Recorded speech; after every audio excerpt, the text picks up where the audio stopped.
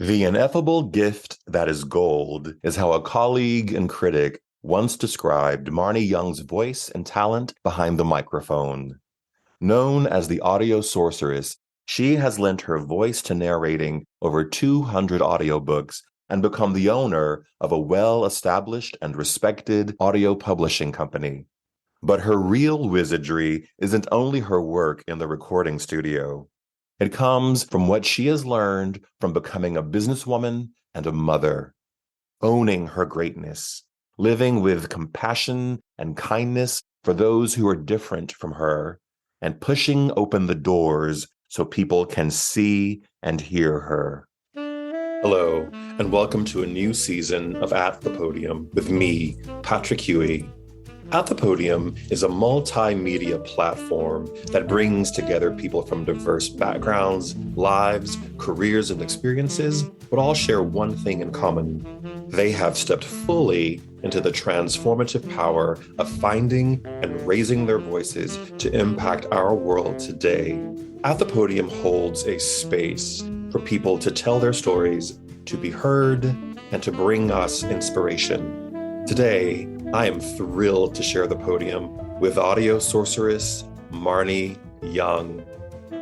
Marnye Young is a Sonos and Earphones award-winning narrator for New York Times, Wall Street Journal, and USA Today best-selling authors. And she is the owner of Audio Sorceress, a globally recognized audio production company. She has recorded hundreds of books, a SAG-AFTRA voice, stage, and screen actor, and Yale School of Drama graduate. Having performed across the globe and known for her affinity for dialects, she has also been praised for her impeccable comic timing, as well as her ability to make you cry. When she isn't narrating, she's acting, coaching, fishing, watching NASCAR, raising chickens, doing crossword puzzles, and of course, momming her identical twin daughters. Marnye is a huge supporter of small businesses and tries to support them when she can, like featuring a link to their company's websites on the Audio Sorceress's website's main page and leaving reviews on social media. Marnye lives with her loving husband, two beautiful identical twin children, and a sweet but destructive golden retriever named Sobe. Marnye, welcome to At the Podium. Oh, thank you so much, Patrick. It's an honor. I really appreciate you bringing me on. I am so happy to have you on because you have been so supportive of this podcast from the very beginning. And it meant a lot coming from you because this is the world that you now play in, that you inhabit, that you've been so successful in. So first, I just want to say thank you for the amazing support. And not surprising, reading your bio, that part of what you do with your work, with your own company, is that you support small and emerging businesses by showing the level of support that you've shown me. I had no idea that was part of this mission, the vision, the drive of your own company.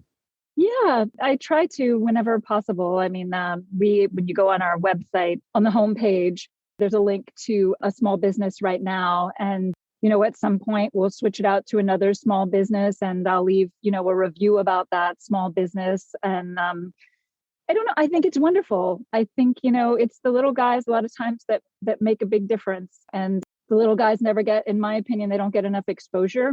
Mm-hmm. And so I have, something like close to 20,000 followers. So it's something. And if it means that maybe they make a couple extra sales or someone, checks out their website or tells other people about them, then that's a great thing. And I do try and pay it forward because so many people have done so much for me over the years, and specifically getting into this community, just a lot of people, not asking for anything in return, just helping me. So I am so happy to be able to give back in that way. And it's fun. It's just fun to connect people and get other people excited about other people's stuff, if that makes sense. That level of support is how you really grow a world. It's how you grow an economy. Is that you have these small businesses, these entrepreneurial businesses, these people who have an idea or a concept they want to take to the public, and we all help each other grow, develop. You're changing someone's life. Yeah, it's kind of neat that way. You know, Marnie, I obviously know you because we went to graduate school together. But when I was researching you and looking at your recording career, I was amazed to see that you have narrated over 200 books, which is Yeah. unbelievable. And then I started digging a little deeper, and I was just seeing all of these reviews of your work. And I found this beautiful quote about your work from a guy named Scott Brick of The Golden Voice. And he Yes. says, and I'm going to quote him, he says, "I love listening to Marnye Young. She is always able to lift the text off the page. It's hard to nail down a certain ineffable gift, but it never sounds like she's reading to you. It sounds as though she is sharing something with you. That's gold." How do you receive that? To have somebody like that who I respect with every fiber of my being to write something like that about me is amazing. I certainly do my best to take all the skills that I got from Yale. That's where I got my MFA, and I was given this gift to be able to inhabit all these different characters and play all these different roles and do it in front of a mic instead of on stage. It's exciting. Okay, so I want to know how you got into this very specialized world, because you were on a very different track. And how did this world find you, or how did you find the world of narration? So it was funny. I had just broken out into television when I found out I was pregnant with twins. So it was like, yay. And it was like, oh, okay. Now everything is like, and it was because I was considered, it was a geriatric pregnancy. And because I had twins in there, it was considered a high risk. So I was like, had all the risks, all the everything. So I wasn't going to be the cute mom doing my, 6-mile run every day. I was the one that had to stop doing everything. And that meant, no more acting, no more, I couldn't commute to the city. It was tricky. A girl that I had actually, we didn't do a show together, but we crossed paths in regional theater and sort of just developed a little friendship. And she was actually already in the world of audiobooks. And she told me, "You have a nice voice.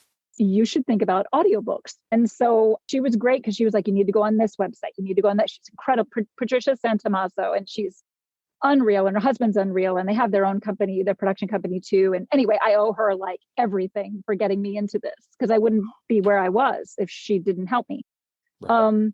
So I did my first audition. It was absolutely horrible because my studio setup was awful. I didn't know what I was doing. And anyway, I moved to my studio, got just a better situation overall, as far as the treatment of the space and everything, did a lot more research. And I booked my first job. I went on this website, and where you put on your profile, it's called ACX, whatever. I booked my first job. Yay.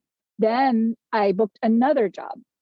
And now, unbeknownst to me, it was for a production company. So they were like, "What else do you do?" Because they heard me and they liked me, and I booked the job. And so and I sent them my resume. They're like, "Okay." So they started sending me, having me audition for different, and then before you knew it, I was getting my own work. I was giving them clients, because I was getting so much work. Right. And then fast forward all the way to July 26th of 2018, when I went to my LLC. Now, how I got my name, there's a cute little story about that, and that a potential client, now a client, Sean McMahon, sent me his manuscript, and it said Marnye Young, audio sorceress. And I was like, that's it. That's my hook. You feel it. You're like, that is it. So I was like, "Can I please use this?" I was like, "I will give you credit. I will shout your name. You don't have to give me credit," all that stuff. And I was like, no, I will. And of course I always do, because he's incredible. But yeah, so then I was Audio Sorcerers LLC. And back then it was just me and an engineer. And now I have, including myself, it's a team of 9. Marnye. Yeah. You're literally building a narration empire. Yeah, it's kind of cool. So obviously your job, your career, what you're on the surface doing is you are recording, narrating audio books for people to listen to. But there's a passion and a light that shines through when you talk about this, which has been beautiful to watch. and see. So for you, what is it that you're doing beyond just the obvious of narrating a book? I feel like I'm giving back. I feel like I'm providing people with entertainment. I feel like one of the biggest reasons I got into acting, maybe not when I was little. I'll be honest, when I was little, I liked the attention. That's really what it was about for me. But as I got older, I realized there was power in being able to step into someone else's shoes and to be an empath and sort of imagine what they might have been going through and be able to make people feel things that they wouldn't let themselves feel. And by having this company, by, bringing exposure to these indie authors that might even narrators, because everybody has their like top five or top whatever, like the hottest romance narrators, and these are the hottest mystery thriller narrators. And it's like, well, what about this guy over here who's unfreaking real, but people don't know him yet? It's like, I'm going to help him get known because he is so great and everybody needs to know his name. I feel like I have come into my own. At Yale, I really struggled to find my strength and that I thought I had to be strong. I remember being told, you don't have to act like a strong female, Marnye, like you're a strong woman, Marnye. You are a strong woman. And I was terrified to hear that. And I know that sounds weird and probably doesn't make any sense, but I think sometimes we're afraid of our own greatness, or we're afraid to be fabulous. Yes. For whatever reason, like whether we think maybe somebody's going to be like, oh, she thinks, I know for me, it's like, oh, she thinks she's so fabulous, but she's really not as great as she thinks she is. So I should just kind of tamp it down. And also like, I'm a female. I should just kind of be the amicable, agreeable one, not really rock the boat, not really whatever. And I did that for most of my life. And what this company allowed me to do is really stand my ground, and be a leader, something I never thought that I could be or was too afraid to actually think I could ever be that, because what if I failed? And then it would be like, well, of course I failed. I always knew I couldn't, but then the other part of me is like, but what if I don't fail? And if I don't ever really push forward and blow up those doors and, get in there and make people look at me and listen to me and all these amazing people that I work with who create these stunning productions, and they have something wonderful to offer and you need to hear it. Where did this come from? It's in your work. It's in how you give voice to people on a platform with 20,000 followers who may not have that in their small business. You want to highlight small businesses in and out of your field. Where does that come from within you? Has it always been there? I think so. I think I've always liked helping people. And where does it come from? It just feels right. It just feels right and it feels good. And I know, as I said, I know that a little bit of that is a little bit of selfishness because it feels good. So I keep doing it. I think that's okay because we're all linked together anyway. Sometimes we just need to remember that. I think lots of times people focus on things that feel good, but may not be beneficial to the overall good. Sure. And what you're talking about feels good for you, but is really, as you said, paying it forward in really profound ways for many people.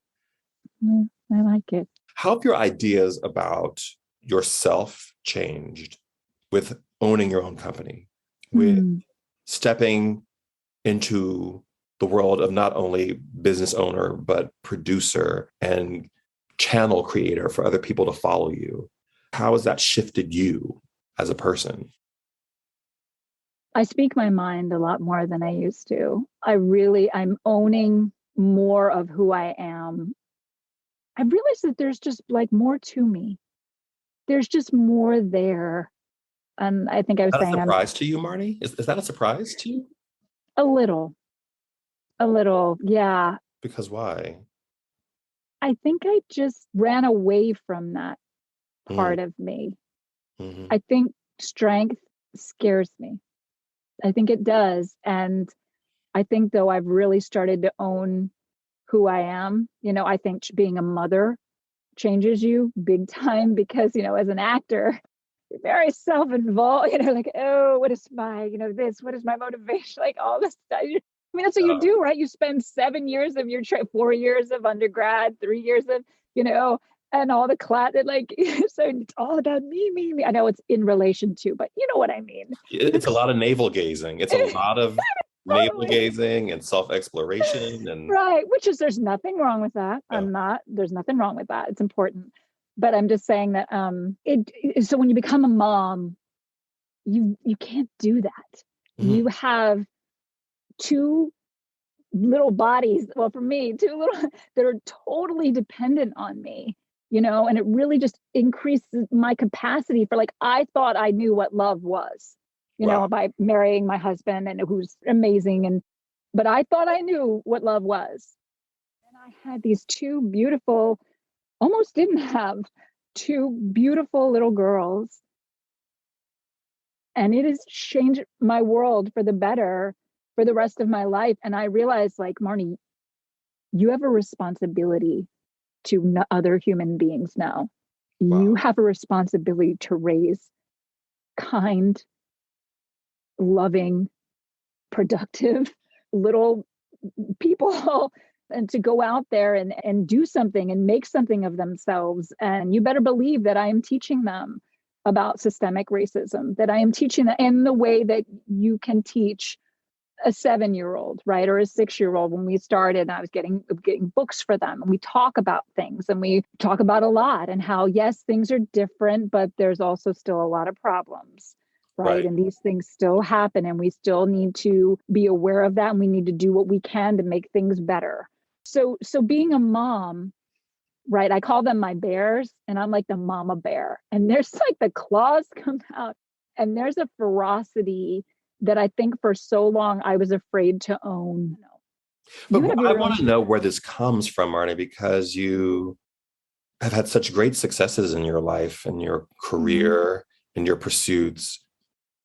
I would almost think that this idea of being able to take space and own space, which we spend a lot of time learning how to own a space, own a stage, own a camera. Where did that disconnect for you? That you had to retrain yourself through becoming a mother to touch that again? What do you think that is? Well, with the mother piece, I realized that they're looking to me.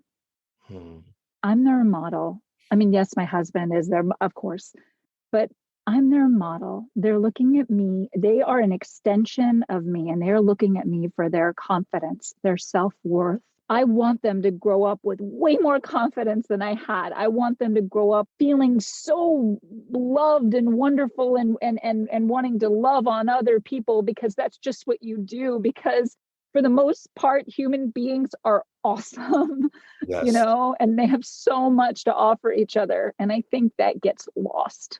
Why does it get lost? I think wish I knew. I think Anne Frank was right. I think at the core of people, I want to believe this. Yeah. That people are still good at heart. Absolutely. And I think we're caught in this really dark, detrimental cycle. I don't think it's the final destination. No. I still think that the good in people is there. Absolutely. And I think our biggest thing now is that we just don't listen. We don't listen. And we know it, and I know, and and if you're not that, then you must be that, and we're not listening. And we live in separate worlds. Yeah.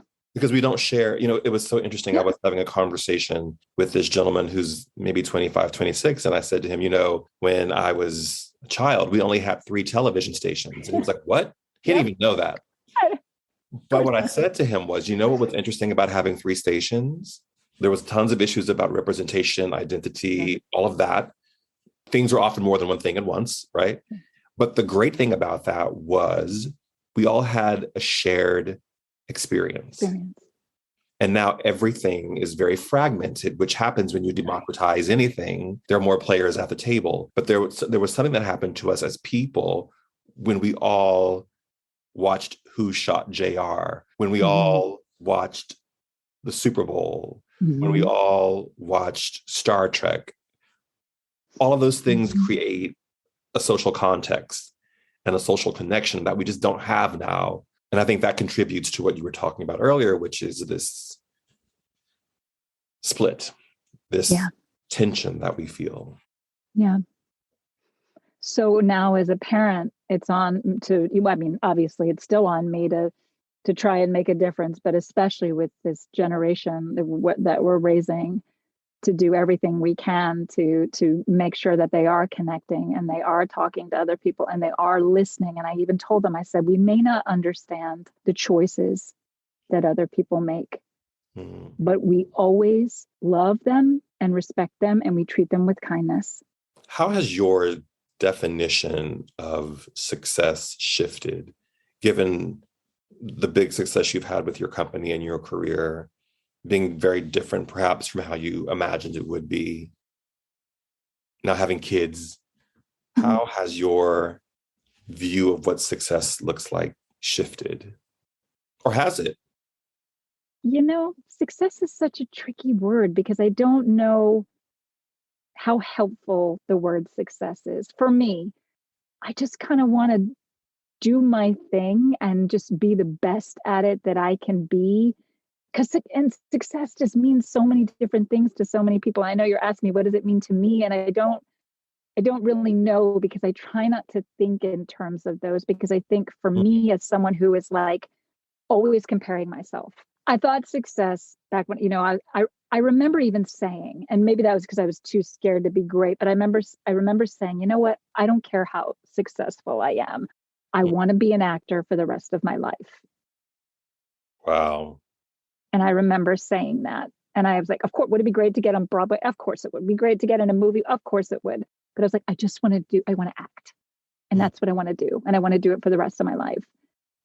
In my opinion, I'm still doing it. I mean, it's in front of a mic, but I'm still also doing like some film stuff on the side and, little things here and there when I can. Yeah. So success is not, I don't know. I don't really use that word. More expansive view of your life. I mean, it opens the door for many things to enter in. I have sort of recalibrated what my idea of success would look like. I find that as I have gotten older, that my ideas of success are evolving as I evolve. For me today, having a good conversation with you is success. Yeah. Right. And it's not necessarily tied to money or X, Y, or Z, but it's like the success comes in the moments of the human interactions that we have with people that are meaningful. And that as we sit here trying to navigate somewhat complicated questions. Yes. I think there's something there. Something else too that you said that struck me, Marnye, was that you are, I think a lot of parents are, really talking to your two beautiful daughters about the dynamics of race and how that impacts our culture. I think that's really remarkable because sometimes people are afraid to have those conversations with their kids. So how do you balance that? How do you know what to say, what not to say? How are you balancing those conversations? Because I'll tell you, in Black households, Marnye, we have we don't have a choice. No, I know. So how are you balancing that within your household? I mean, we just talk about so we had this book, and forgive me, I cannot remember the woman's name, but she was a famous ballerina, and she could not, the ballet classes, this is back in the 1950s, only white girls could attend, right? So, and so she was self-taught until, this Russian woman saw her and brought her got her into the company, whatever. And the next thing you know, she's got her own dance studio. We've read that multiple times. And, one of my daughters, I don't understand. So she couldn't get in because she had dark skin. And I said, yeah. Well, that's not fair. That's sad. I was like, yeah. I said, that's the way it was then. And I said, the thing is, things are still not great. People who have different skin tones are treated differently because of their skin tone. Well, that's just silly. It's like, it is silly, right? And she's 7. So, I don't know. They just kind of ask me questions and I just do my best to answer them, as best I can. We have books by Zavashti Harrison, and we have one has a bunch of Black leaders in it. And the other one is a bunch of Black male leaders, and the other one's a bunch of Black female leaders. So like Phyllis Wheatley is in there, Harriet Tubman is, like a lot of different. So they'll look at those stories. I mean, they're a bit advanced for them, but they'll look at those stories, and we can talk about things. We've talked about how people were owned, that people with dark skin were owned by people of our skin. And I remember one of my daughters just started crying. She was just crying, and I said, that doesn't happen anymore. I was like, but things still aren't okay. And I just come back to that conversation that we just always treat people with respect, no matter what the color of their skin, no matter, if they're disabled, like if, they're in a wheelchair, whatever the situation is, even if they're autistic, right? Because at one point they were they're developmentally delayed. And so they were getting services through the school, and they were in special ed. They were in special education services. And so they would see kids that, had a lot of other things going on. And I'd explain, they're just different. They're just different, same as you. And I talked about the egg, right? The whole thing about cracking the egg. Yes. And I just constantly remind them, I say, remember that egg. And I said, what did mommy tell you about that? When you crack it, it's the same inside. That's right. Yeah. Because we're all humans. And we're all the same, no matter what we look like on the outside. We're all the same on the inside. And you have to always remember that.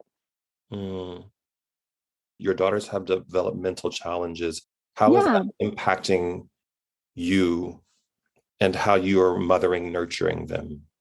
So in the beginning, it was definitely far trickier. One of them, they weren't really speaking until they were 3. One of them was saying like ba ba ba ba ba, and not. Although she could do Twinkle Twinkle Little Star. One of them could do Twinkle Twinkle Little Star in ba, perfectly on pitch. And there's so much in that little brain, right? It just couldn't make it to the. So anyway, I was on top of it as far as like getting them all the services that they needed, reaching out to everybody and their, what I mean? Like getting them assessed, getting them whatever they needed. And one of my daughters, she has OT and PT through the school. And she also has a therapist through the school, because she has a lot of big feelings. And that's also part of that developmental delay. The other daughter is more of like a physical, she's sort of like a spinning top. So she's learning language. Like, I have a busy body, I need to hug myself. And we talk about that, like give yourself a hug, and that deep pressure and what that does for kids who can't stop moving. They have to keep moving. They need to be into everything, touching everything, a very tactile, because they don't have the input that the average bear has. So they have to get it right by putting themselves against the wall or whatever it is to feel. And so how am I helping? I mean, I'm getting them the services. I'm getting as many people on their team as possible to help them. And it's possible my one daughter might have ADHD. We don't know. We're not even there yet. There are certain things we see that are like, yeah, she might, but she's still very young. And so we still just want to keep going on the track that we're going with. And again, giving them all the tools that they need to be as successful as possible, because I will not let my children flounder. And I told them that too. I said, I will not let you flounder. I will get they're kind of struggling in math, and I think it's a processing time. So they need a little bit more time. So these time tests are really killer, because it makes coming up with those answers not as quickly, right? Bilateral movements, being able to do a jumping jack, right? So whether they have outside OT, that helps too, and gives them that emotional language that I was talking about, and being in the zone. Are you in the red zone? Are you in the yellow zone? Are you in the green zone? The red zone is like angry, and it's just way over the top, The yellow zone is like happy, and anyway, so to be able to have that language and use that with them is super helpful. But I love it. My children are they're like, Mommy, I'm very angry with you right now. You left your shoes in my room. And you know what? I'm not laughing a little bit on the inside, because I'm like, good for you for expressing your emotion, because as little kids, right, we didn't learn that stuff. Like you just like, you were angry. You probably got sent to your room, right? Or whatever. I mean, don't get me wrong. I sent them to their room. But also, you know what? It was interesting. I will say this, that, obviously every parent wants their kid to be perfect. You want them to excel in everything and whatever. But knowing early on that they had some challenges was helpful for me in, okay, I'll be honest. There were times when I get very frustrated. I'd be like, why can't you just do like what other kids can do? And, I didn't say that to them in my head. Like, why can't you brush your own teeth? Why can't you do these things that this other kid's been doing since he was 4? But what I realized is that when I start to have compassion and understanding for the difficulty of this stuff, that was a huge shift for me when I really honed into that that I know I'm capable of, especially with my own children, right? Yeah. But Yeah. that was a big deal for me. And I think kind of took a lot of angst out of stuff, like, so now when I brush, I'm still brushing their teeth, like I'm maybe holding their head so she doesn't hurt herself. And that compassion has translated out. I think, like I said, you realize you're capable of so much more love than you ever knew was possible. Somebody described it as like watching your heart walk around outside of you. And I thought, like, that is it.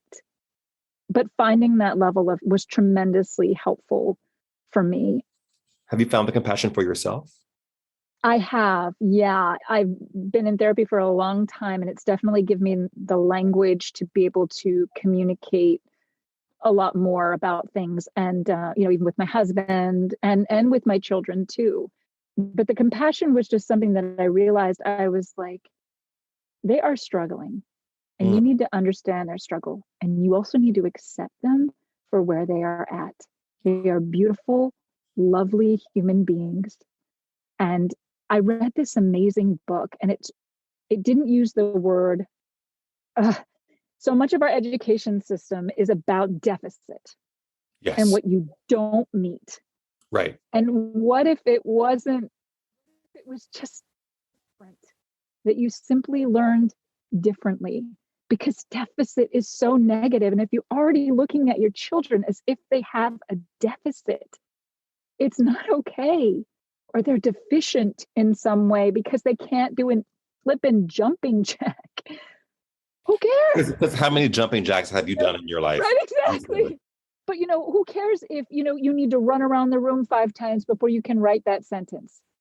Like, what is it? That famous Agatha Christie, she could not write. She dictated I had no idea. She dictated all of her book because she just couldn't write. For whatever reason, she could not.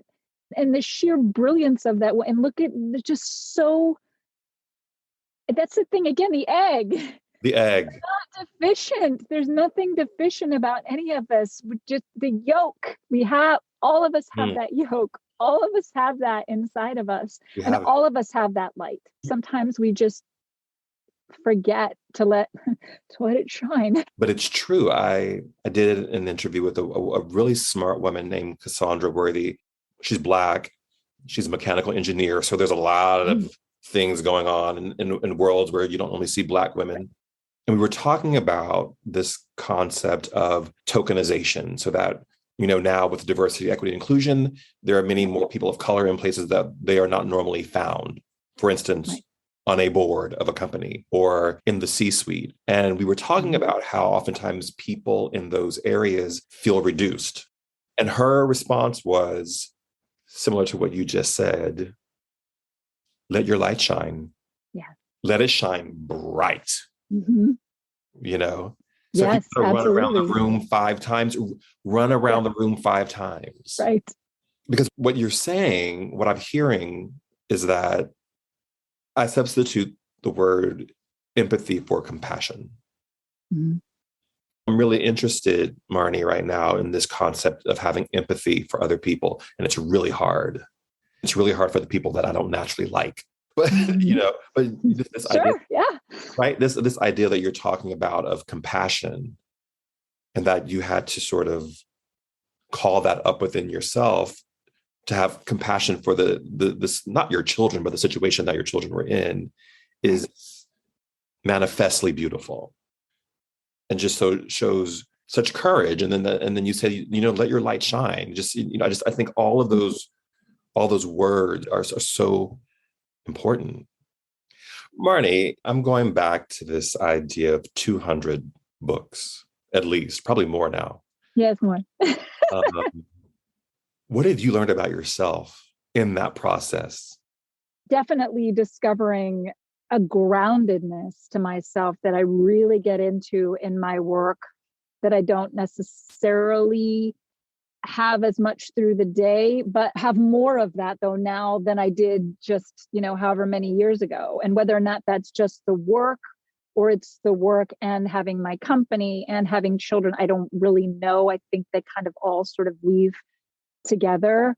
But I do believe that getting a chance to play these characters that are just so in your face, and not even necessarily you will listen to me. It's more like I expect you to listen to me and I expect you to do what I tell you to do.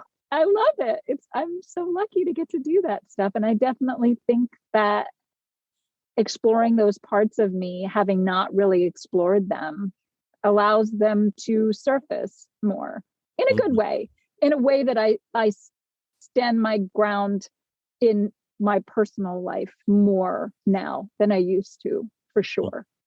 Yeah. Always afraid of conflict, always afraid of, and then I was just like, no, you know what? Cut the BS. Let's cut. Yeah, exactly. And much more direct with the body of work that I've been able to have has caused me, I think, to be way more direct than I used to be. So I have a final question for you.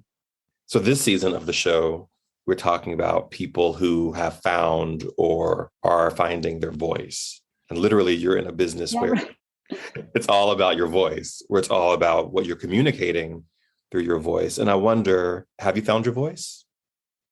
I believe I have. I believe, though, I'm just scratching the surface of what's there. I think there's so much more. I mean, I'm in this for the long haul, and I just think there's so much more to mine and really dig into.